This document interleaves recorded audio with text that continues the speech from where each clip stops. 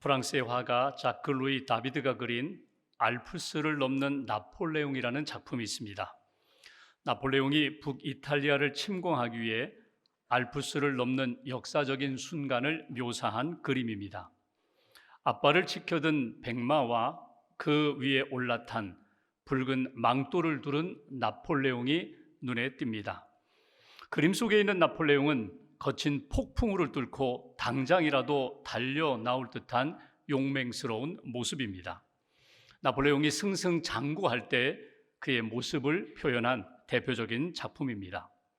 나폴레옹은 1804년 35살의 나이에 프랑스 제국의 초대 황제로 등극했습니다. 그가 황제로 등극할 때 기독교의 권위를 인정하지 않겠다는 뜻으로 자신이 직접 자신의 왕관을 머리에 쓴 것으로 유명한 일화가 있습니다. 그렇게 황제직에 올랐지만 그의 황제직은 그렇게 오래가지 못했습니다. 10년 동안 성공과 실패, 승리와 패배를 반복하면서 어려운 시간들이 적지 않았습니다. 1813년 봄에 나폴레옹 군대가 동맹군과 연합하여 싸운 군대와 승리했지만 라이프니츠 전투에서는 패하여 도망을 가게 됩니다. 그리고 그 다음에 또 승리했지만 이번에는 패하여 오히려 유배를 당하게 됩니다. 이렇게 승리와 패배의 연속된 삶을 살다가 여러분 잘 아시는 워털루 전투에서 그만 패배하여 세인트 헬레나 섬에서 6년 동안 유배 생활을 하다가 52세의 나이에 세상을 떠난 것이 그의 일생입니다. 그가 6년 동안 유배 생활을 하면서 몸은 점점 약해졌습니다. 병약해졌습니다. 그런데 책을 많이 읽었습니다. 그는 매일 성경을 가까이 하면서 성경을 읽어가면서 그가 인생의 의미도 깨닫고 역사의 의미도 깨닫고 자신의 삶을 다 잘 믿음으로 정리하고자 했던 일화가 있습니다. 그가 성경을 읽다가 깨달은 유명한 말이 있습니다. 나는 칼로 세계를 지배하려고 했지만 결국 실패했고 나사렛 예수는 놀라운 사랑으로 온 세계를 정복했다. 그가 이겼다. 그가 세상을 다스린다. 그 유명한 말을 남겼습니다. 칼로 세상을 정복하려 했던 나폴레옹 자신은 실패했고 오히려 십자가에 죽었지만 그 사랑으로 예수 그리스도는 결국 승리했다. 그것이 그가 남긴 유명한 말입니다. 여러분 어떻습니까? 여러분 살아가면서 여러분은 어떤 왕을 사모하고 있습니까? 여러분 내가 이런 왕처럼 살고 싶다. 나는 이런 왕이 되고 싶다. 여러분이 사모하고 기대하는 왕의 모습, 왕은 누구입니까? 여러분은 어떤 왕을 지금 따라가고 계십니까? 추종하고 계십니까? 여러분은 누구를 왕으로 삼고 계십니까? 오늘 성경 말씀은 예수님이 십자가 지시기 위하여 예루살렘에 입성하시는 그런 장면입니다. 구약의 선지자들에게 주신 말씀처럼 그는 말을 타고 왕처럼 승리를 한 개선 장군처럼 예루살렘에 입성하지 않고 어린 나귀를 타고 예루살렘에 입성하시는 모습을 우리가 오늘 성경에서 읽어볼 수 있습니다. 오늘 종려주일에 하나님이 우리에게 원하시는 영성은 무엇일까? 회복하기를 원하시는 영성, 그리고 우리가 오늘 말씀을 통하여 붙들어야 할 믿음의 교훈은 무엇일까? 여러분 가슴에 담고 다시금 붙잡고 오늘 종려주일과 한 주간, 고난주간 믿음의 길, 십자가의 길을 잘 걸어가는 저와 여러분들 되시기를 주님의 이름으로 기원합니다. 오늘 말씀의 배경은 유월절입니다. 이스라엘 백성들이 믿음의 절기를 많이 지키는데 유월절은 430년 애굽에서 종살이하던 그들을 구원하신 하나님께 감사하는 절기입니다. 그래서 가장 많은 사람들이 예루살렘에 모여서 하나님 앞에 감사의 절기, 축제의 기간을 보내게 됩니다. 예수님이 여리고를 떠나 예루살렘에 올라가시던 중 이제 예루살렘 거의 가까이 이르렀을 때 제자 2명을 건너 마을로 보내게 됩니다. 건너 마을에 가면은 나귀가 있을 것이다. 나귀 새끼가 있을 것이다. 그들을 끌고 오라는 것입니다. 나귀를 데려오라. 혹이라도 누가 이것을 찾느냐고, 무엇에 쓰려고 하느냐고 질문한다면 주께서 쓰시고자 한다, 주가 쓰시고자 한다, 이렇게 이야기하라는 것입니다. 그리고 제자 둘이 질제 갔습니다. 가서 나귀를 끌고 오는 장면, 4절을 한번 보실까요? 4절, 이는 선지자를 통하여 하신 말씀을 이루려 하심이라. 이 왕처럼 말을 타고 입성하는 것이 아니라 어린 나귀를 타고 입성하리라. 이것이 이미 구약에 주신 선지자의 말씀이라는 것입니다. 5절에 보시면 그는 겸손하여 나귀 곧 멍에 매는 짐승의 새끼를 탔도다. 스가랴 9장 9절의 말씀, 이사야의 말씀대로 오늘 예수님이 어린 나귀를 타고 예루살렘에 입성하시는 장면, 겸손한 왕으로, 사랑의 왕으로, 구세주로 예루살렘에 입성하시는 그 말씀을 우리가 오늘 성경에서 읽어볼 수 있습니다. 오늘 종려주일에 오늘 본문 말씀을 통하여 우리에게 주시는 신앙적 교훈이 무엇일까? 먼저 7절과 8절을 봉독하겠습니다. 제가 7절 봉독합니다. 나귀와 나귀 새끼를 끌고 와서 자기들의 겉옷을 그 위에 얹음에 예수께서 그 위에 타시니. 8절 함께 봉독합니다. 무리의 대다수는 그들의 겉옷을 길에 펴고 다른 이들은 나뭇가지를 베어 길에 펴고. 여기 7절과 8절에 보시면 제자들이 겉옷을 벗어서 나귀에게 안장처럼, 예수님 여기에 타십시오, 안장처럼 그 겉옷을 나귀에 얹습니다. 무리들, 거기에 예수님을 환호하는, 예수님을 맞이하는 많은 사람들이 자기의 겉옷을 벗어서 예수님 가시는 그 길에 이렇게 펼쳐 놓았다는 것입니다. 여러분, 겉옷을 벗어서 지금 나귀에 얹고 길에 펴는 이 장면을 한번 상상해 보십시오. 예수님에 대한 존경, 존중, 예수님에 대한 헌신과 충성이 담겨있는 그런 표현입니다. 여러분, 이 장면을 한번 그림으로, 한번 영상으로 상상해 본다면 이스라엘 백성들은 겉옷과 속옷을 입습니다. 겉옷을 벗어서 오늘 나귀 위에 길에 폈다. 그럼 그들은 지금 어떤 상태입니까? 속옷 차림의 상태입니다.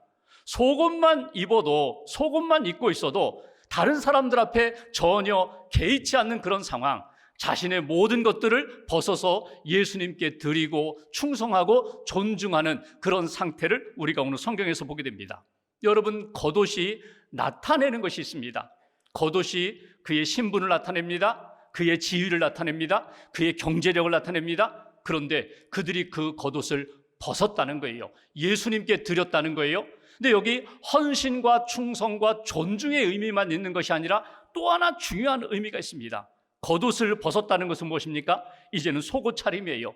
나의 모습을 적나라하게 다 주님 앞에 내어놓았다는 그런 의미로 볼 때 이것은 회개의 의미가 담겨 있는 것, 그것이 그들이 겉옷을 벗었다는 의미입니다. 오늘 종려주일에 우리가 회복할 첫 번째 영성이 있습니다. 그 영성은 하나님 앞에, 주님 앞에 낮아져서 겸손히 나의 겉옷을 벗겠습니다, 회개의 영성으로 주님 앞에 나아가겠습니다. 이것이 오늘 첫 번째 우리에게 주시는 메시지예요. 우리도 제자들처럼, 그 사람들처럼 겉옷을 벗어서 주님 앞에 내려놓겠습니다. 정말 정직하게, 겸손하게, 진실하게 하나님 앞에 나아가겠습니다. 이것이 오늘 그들의 모습을 통하여 우리에게 주시는 메시지예요. 여러분, 종려주일에 이스라엘 백성들이 하나님 앞에 회개할 때의 모습을 우리도 회복해야 돼요. 하나님 앞에 자기의 죄를 인정하고 진심으로 회복되기를 원하는 사람들마다 자기 겉옷을 찢어 가슴을 찢으며 마음을 찢으며 하나님 앞에 참회했거든요.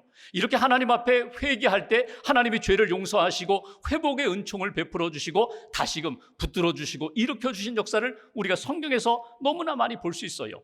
믿음의 사람들을 보십시오. 죄인 아닌 사람들이 없어요. 그 하나님의 사람들이 언제 회복됐다고요? 진심으로 자기의 겉옷을 벗고 하나님 앞에 회개할 때에, 진심으로 낮아져서 겸손히 주의 은총을 구할 때 그들이 하나님의 은총을 받았어요. 다윗 왕을 한번 보십시오. 다윗 왕이 자기도 모르게 죄를 지었어요. 간음죄를 지었고 살인죄를 지었어요. 자기가 죄를 지은 것에 대하여 숨기고 아무에게도 말하지 않았어요. 근데 어느 날 나단 선지자가 와서 당신이 하나님 앞에 죄를 지었습니다. 그때 다윗의 참회의 고백이 시편에 몇 군데 나와요. 대표적으로 시편 51편 전체가 다윗이 자기의 죄를 인정하고 하나님 앞에 회개하는 참회 시인데, 그 고백을 보면 이렇습니다. 하나님, 내 안에 정직한 영, 내 안에 하나님이 기뻐하시는 거룩한 영을 회복시켜달라고. 17절에 보면 그는 이렇게 고백합니다. 하나님, 하나님께서 기뻐하시는 예배자, 제사는 상한 심령임을 압니다. 통회하는 마음으로 하나님 앞에 엎드려 기도할 때, 회개할 때 하나님 용서해 주심을 나는 믿습니다. 낮아져서 자기 옷을 벗고 옷을 찢으며 마음을 찢으며 하나님 앞에 철저히 회개할 때 하나님이 어떻게 하셨다고요? 그를 용서하시고 다윗에게 다시금 샬롬의 은혜를 베풀어 주신 것을 우리가 성경을 통해서 다시금 기억할 수 있습니다. 오늘 종려주일에 여러분 입고 있는 위선의 겉옷, 하나님 앞에 불신앙의 겉옷, 자아의 욕망으로 충만되어 있는, 사람들 앞에 늘 자랑하고 사람들에게 보이고자 했던 그 모든 겉옷을 벗고 주님 앞에 겸손히 낮아져 주님 앞에 회개하고 주님의 은총을 받는 귀한 아침 되시기를 주님의 이름으로 기원합니다. 구체적으로 여러분 자신에게 질문해 보시고 여러분 자신이 벗어야 할 겉옷이 무엇인지를 확인해 볼 필요가 있어요. 어떤 분들은 지식의 겉옷이 있어요. 내 생각에는 내가 깨달은 것으로는, 내가 알기로는. 그래서 하나님 앞에, 복음 앞에, 말씀 앞에 그 말씀을 받아들이기보다는 내 생각, 내 지식으로 접근할 때가 너무나 많아요. 지식의 겉옷을 벗어야 됩니다. 어떤 분들은 자기의 과거의 경험, 자랑, 그것으로 하나님의 은혜를 받지 못하는 걸림돌이 되는 경우가 많아요. 어떤 분들은 자기의 신분과 지위, 체면, 자존심, 거친 감정의 겉옷 때문에 은혜를 만나지 못하는 경우가 많아요. 하나님 앞에 내가 벗어야 할 겉옷이 무엇인지, 하나님 앞에 회개할 제목이 무엇인지, 하나님의 은혜를 받는 일에 있어서 걸림돌이 되고 장애물이 되는 것이 무엇인지 주님의 은혜로 깨닫고 철저히 그 겉옷을 벗고 주님의 은혜를 만나는, 회복의 은총을 경험하는 저와 여러분 되시기를 주님의 이름으로 기원합니다. 두 번째 9절 말씀 보실까요? 9절 한 절을 함께 봉독하겠습니다.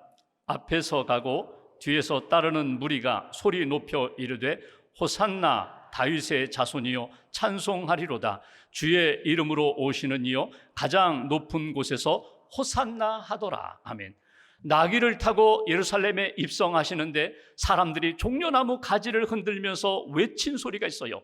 호산나 호산나 호산나 호산나. 여러분, 호산나라는 말의 뜻이 무엇입니까? 지금 우리를 구원해 주옵소서. 지금 우리를 구원해 주옵소서. 당신이 우리를 구원하실 분입니다. 지금 우리를 구원해 달라고 제자들이, 무리들이 종려나무 가지를 흔들면서 호산나를 외치는 모습을 우리가 보게 됩니다. 여러분, 호산나, 하나님을 향한 찬양의 곡이에요. 찬양의 가사예요. 그런데 여러분, 이 호산나의 먼저 근본적인 의미가 무엇인가 하면 이건 간절한 기도입니다. 하나님 앞에 부르짖는 기도예요. 간청하는 거예요. 하나님이 진정 나의 구원자가 되시니 나를 좀 살려주세요. 나를 좀 건져주세요. 당신뿐입니다. 당신이 우리를 능히 구원할 수 있는 능력의 주님입니다. 여러분, 호산나를 외칠 수 있는 사람들, 누가 호산나를 외칠 수 있을까요? 내가 이 문제를, 내가 가지고 있는 문제를 해결할 능력이 없다는 것을 인정하는 사람, 내 죄의 문제, 죽음의 문제, 지금 안고 있는 이 무거운 짐의 문제를 나는 도저히 감당할 수 없다는 것을 인정하는 사람이 주님을 향하여 호산나를 외치는 거예요. 살려달라고, 건져달라고, 구해달라고, 좀 나를 회복시켜달라고 그렇게 외치는 것이 호산나입니다. 이스라엘 백성들의 역사를 보십시오. 여러분, 언제 하나님이 그들을 건져주셨어요? 애굽에서 430년 종살이 하던 이스라엘 백성, 하나님 앞에 우리를 살려주십시오, 우리를 불쌍히 여겨주십시오, 그렇게 외칠 때 하나님이 모세를 보내주셨어요. 바벨론 포로 70년 생활 가운데 그들이 하나님 앞에 외친 한마디는 불쌍히 여겨달라는 거예요. 우리가 하나님을 떠나 우상을 숭배하다가 여기까지 왔습니다. 우리가 죄를 지었습니다. 우리의 죄를 용서하오니, 우리의 죄를 고백하오니 용서하시고 건져주세요, 살려주세요. 하나님 앞에 회개하며 하나님 앞에 간구할 때에, 하나님의 은혜를 구할 때 하나님이 이스라엘 백성들을 애굽에서도 건져주셨고 바벨론 포로 생활 가운데서도 건져주신 것을 우리가 보게 됩니다. 사도 바울이 로마서 3장 10절에 이렇게 표현합니다. 의인은 없나니 하나도 없다고. 모든 사람이 죄를 범하였음에 하나님의 영광에 이르지 못한다고. 여러분, 신앙생활하면서 예배하며 기도하면서 하나님의 얼굴을 구하면서 우리가 깨닫는 것이 있어요. 내가 죄인이라는 것, 내가 하나님 앞에 의롭지 못하다는 것, 죄의 문제, 이 죽음의 문제, 거룩하지 못하는 문제를 내가 아무리 노력하고 씻고 생각을 바꾸고 행동을 바꾼다 할지라도 이것이 전혀 바뀌어지지 않는다는 것, 해결되지 않는다는 것. 그래서 우리가 하나님 앞에 호산나를 외치면서 살려달라고, 구원해달라고, 나를 좀 회복시켜달라고 그렇게 부르짖는 것입니다. 이렇게 호산나의 기도로 외치는 이들의 모습을 보면서 오늘 종려주일에 우리가 두 번째 회복할 영성이 있어요. 그것은 하나님 앞에 간절히 기도하는 기도의 영성, 간구의 영성이 우리에게 필요해요. 두 번째 주시는 메시지, 하나님 우리를 살려주옵소서. 우리를 구원해 주실 분은 오직 주님뿐입니다. 그렇게 간절히 하나님 앞에 간구하는, 기도하는 믿음의 사람이 되어야 한다. 오늘 여기 사람들을 한번 보실까요? 이들이 호산나 호산나, 지금 우리를 구원해달라고 외쳐요. 그들의 간구하는, 구해달라는 내용은요 아주 현실적인 문제입니다. 로마의 압제, 로마의 권력 다 끊어내시고 우리에게 자유를 주세요, 해방을 주세요. 경제적으로 어려우니 경제적으로 좀 넉넉히 회복시켜 주세요. 정치적으로, 사회적으로, 문화적으로, 신앙적으로 여러 가지 얽히고 설킨 이 문제들 좀 해결해 달라고 현실적으로 구하고 있어요. 그런데 여러분, 현실적인 것만, 내 삶의 물질적인 것만, 육체적인 것, 땅의 문제만 가지고 매달리면은요, 여러분 이 호산나의 외침이 오래가지 못합니다. 여러분 이들을 보십시오. 불과 며칠 지나지 않아서 자기 뜻대로 이루어지지 않으니까 그 예수를 향하여 어떻게 해요? 십자가에 못 박으라고 외쳤던 사람들이 호산나를 외쳤던 사람들이에요. 그래서 우리가 하나님 앞에 오늘 호산나라고 기도하면서 하나님 우리를 구해 주옵소서 기도하면서 우리가 놓치지 말아야 할 것은 내 뜻이 아닙니다. 내 시간이 아닙니다. 내 방법이 아닙니다. 하나님의 구원의 역사 가운데 우리를 건져주시고 물질적인, 현실적인 문제만이 아니라 나의 영적인 문제, 죄의 문제, 삶의 많은 관계에서 틀어진 이 모든 문제를 하나님이 오셔서 붙들어 주셔서 나를 건져 주옵소서. 하나님 앞에 온전히 믿고 온전히 맡기면서 호산나의 간구가 우리에게 필요하다는 거예요. 지금 기도하는, 예배하는 여러분의 마음 가운데 인생의 무거운 짐이 있어요. 죄의 무거운 짐이 있어요. 뜻하지 않은 어려움을 만나서 정말 답답하고 힘들어요. 그리고 사람들과의 관계 속에서, 가정에서, 일터에서, 이웃과 또는 교회 안에서 사람들과의 관계 속에서 어긋난 것에 대하여 힘든 시간을 보내는 분들이 있어요. 이때 우리가 기도할 내용은 호산나, 지금 우리를 구해 주옵소서. 하나님 우리를 주의 손에 맡기오니 우리를 건져달라고 하나님 앞에 호산나를 외치며 기도할 때 주님은 우리의 삶을 아시고 우리 안에 가장 선한 역사로 이끌어 주신다. 이것이 오늘 호산나 기도하며 하나님 앞에 나아갈 믿음의 모습이라는 거예요. 아이작 뉴턴이라는 과학자가 있습니다. 영국의 물리학자이면서 수학자예요. 아주 똑똑한 천재입니다. 많은 과학의 업적을 남긴 분이에요. 그런데 이분이 노년에 기억 상실증에 빠졌어요. 기억을 못해요. 심지어 자기 이름도 온전히 기억하지 못해요. 성과 이름을 붙여서 기억하지 못할 정도로 그렇게 기억 상실증에 빠졌어요. 안타까운 제자들이 선생님에게 질문합니다. 선생님, 도대체 선생님 기억하는 것은 무엇입니까? 다 잊어버리셨는데, 이름도 잊어버리셨는데 선생님이 도대체 기억하는 것은 무엇입니까? 그때 그가 주저하지 않고 즉각적으로 아주 또렷하게 이렇게 이야기합니다. 내가 알고 있는 것 딱 두 가지. 하나는 내가 죄인이라는 것, 또 하나는 이 죄의 문제 해결해 주신 분은 오직 주 예수라는 것. 내가 죄인이라는 것, 예수가 나의 구세주라는 것, 이 두 가지만 알면 더 이상 다른 것 알 필요도 없어. 더 이상 무슨 지식이 더 필요해? 여러분 유명한 일화거든요. 여러분 우리가 주님 부르시는 날까지 잊지 말아야 할 것은 나는 연약합니다. 나는 불완전합니다. 나는 죄인입니다. 나는 내 인생을 내가 만들 수 없습니다. 주님 나를 긍휼히 여겨주시고 나를 붙들어 주세요. 구원해 주세요.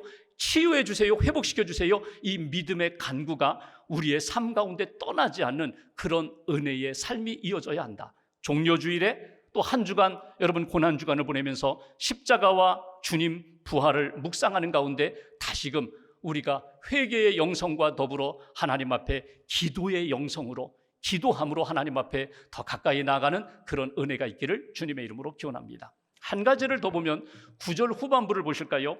오늘 제자들과 오늘 무리들이 예수님을 향하여 외친 그 기도, 외친 찬양의 내용이 나옵니다. 9절 호산나 다윗의 자손이여 찬송하리로다. 주의 이름으로 오시는 이여 가장 높은 곳에서 호산나 하더라. 호산나가 기도이면서 동시에 하나님을 향한 찬양이에요. 예수님을 향한 찬양이에요. 지금 우리를 구원해 주소서 기도하면서 지금 우리를 구원해 주시는 분은 당신입니다. 당신은 여기 오늘 표현대로 표현한다면 여기 주의 이름으로 오시느니, 주라는 것이 무엇입니까? 당신은 왕이 되십니다. 당신은 하나님이 되십니다. 우리의 왕이요 우리의 하나님이 되시는 예수 그리스도 당신이 우리를 건져주고 계시기에, 구원하기 위하여 십자가의 길을 걸어가시기에 나는 믿고 당신을 찬양합니다. 당신의 영광, 당신의 뜻이 이루어지기를 원합니다. 이것이 그들이 고백하는 찬양의 내용이에요. 여기서 우리가 붙들어야 할 세 번째 영성이 있습니다. 그것은 믿음의 찬양으로 하나님 앞에 나아가는 영성, 찬양의 영성이 필요하다는 거예요. 세 번째 메시지, 우리의 왕이신 주님을 높이 높이 찬양합니다. 경배합니다. 주님 영광 받으시옵소서, 찬양 받으시옵소서. 이것이 오늘 그들을 통하여 우리에게 주시는 메시지예요. 이들의 찬양은 사실 세 가지 내용을 가지고 있습니다. 오늘 호산나 다윗의 자손을 찬송합니다. 다윗의 자손이 무엇입니까? 예수 그리스도를 이 땅에 다윗의 후손으로 보내주신다고 약속하신 대로, 예언하신 대로 예수 그리스도가 이 땅에 오신 구세주가 되신다고, 십자가를 지고 내 모든 죄를 용서하실 진짜 그리스도 구세주가 되신다고, 그분은 주의 이름으로 오시느니 주님 왕이 되시고 하나님이 되시고 하나님의 아들이 되셔서 내 모든 삶을 다스릴 능력이 있으신 분, 여러분 그분의 나라에 속한 하나님 나라 백성, 하나님의 다스림을 받는 그런 백성, 그러기에 하나님을 찬양합니다. 또 하나, 가장 높은 곳에서 호산나 하더라. 여러분 여기만이 아니라 저 하늘나라까지, 이 시간만이 아니라 저 영원한 천국의 시간까지 찬양 받을 분은 오직 주님뿐입니다. 이것이 호산나 찬양이에요. 그러니까 호산나가 기도이면서 동시에 믿음의 감사의 찬양이 되는데, 오늘 종려주일에 또 한 주간 고난주간을 보내면서 우리 마음 가운데 호산나 호산나, 지금 우리를 구원해 주옵소서 기도하는 동시에 지금 우리를 구원해 주실 주님을 찬양합니다. 주님을 높입니다. 영광 받아 주옵소서. 이것이 우리의 고백이 되어야 한다는 거예요. 여러분 언제 찬양하세요? 여러분 우리가 정말 기도했던 제목이 응답될 때에 하나님 앞에 감사하며 찬양합니다. 할렐루야, 하나님을 찬양합니다. 여러분 어려운 문제가 있어서 그 문제 가지고 오랫동안 기도했는데 정말 뜻하지 않은 방법으로 하나님이 우리에게 답을 주셨어요. 깨달음을 얻었을 때 하나님을 찬양합니다. 이렇게 승리했을 때, 성공했을 때, 회복됐을 때 하나님을 찬양하지만 반대의 경우도 있어요. 내가 잘 믿음의 길을 걸어가다가 어려움을 겪었어요. 욥과 같이 하루아침에 자녀도 잃고 재산도 잃고 건강도 잃고, 그때 욥이 하나님 앞에 믿음 버리지 않고 주신 분도 하나님, 거두시는 분도 하나님, 나는 하나님 앞에 모든 찬양과 경배와 영광을 돌려드립니다. 이게 욥의 믿음이거든요. 이 찬양을 하나님이 귀히 여기시고 하나님이 그의 삶을 정금과 같은 믿음의 사람으로 만들어 주셨고 마지막에 회복시켜 주시잖아요. 이것이 하나님 앞에 믿음으로 기도하며 찬양하는 사람들에게 주시는 은총의 역사입니다. 낙심하지 않고 포기하지 않고 주님을 바라보며 기도와 찬양으로 하나님 앞에 나아가는 저와 여러분들 되시기를 주님의 이름으로 기원합니다. 여러분, 우리의 삶 가운데 슬픔이 다가오고 아픔이 남아있고 고난이 우리 안에서 떠나지 않을 때 우리가 붙들어야 할 복음이 무엇인가? 예수님의 십자가와 부활의 복음을 놓치지 마셔야 합니다. 오늘 종료주일 한 주간 고난주간을 보내면서 십자가와 부활을 더 깊이 묵상하시기를 주님의 이름으로 부탁을 드립니다. 겉옷을 벗으세요. 자꾸 겉옷을 입고 또 입고 다른 사람이 본다고, 다른 사람이 생각한다고 겉옷을 걸쳐 입는, 계속 입는 인생이 아니라 내가 입고 있던 하나님 앞에 부끄러운 겉옷을 벗고 진실함으로 겸손함으로 하나님 앞에 나아가는 성도, 호산나 하나님 앞에 기도하고 호산나 하나님 앞에 찬양하면서 여기 고백과 간구와 그리고 회개하는 사람들, 찬양하는 사람들에게 주시는 놀라운 은총을 만나고 주의 영 성령의 능력 가운데 한 주간 하나님이 나와 함께 하셨습니다. 뜨겁게 주님의 사랑을 체험하는 저와 여러분들의 한 주간 되시기를 주님의 이름으로 기원합니다.